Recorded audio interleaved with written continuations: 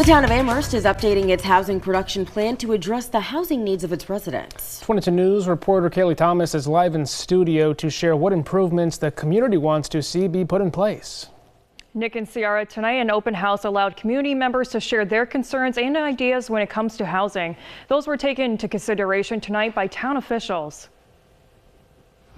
Right now, there's a pretty tight housing crunch in Amherst like there is around the region, in the state, and the country. The town of Amherst is looking to update its housing production plan to chart a path toward addressing the housing needs of low and moderate income people who live in town.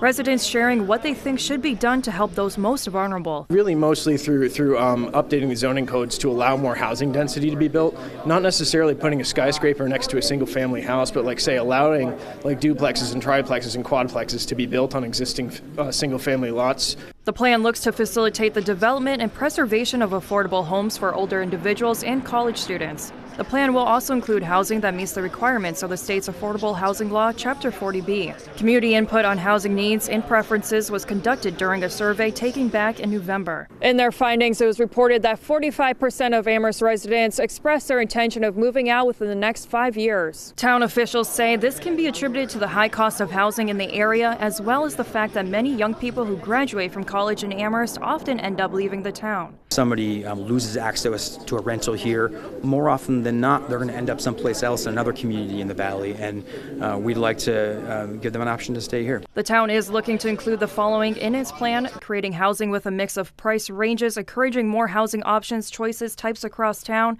and helping people stay in their current housing and community as they age.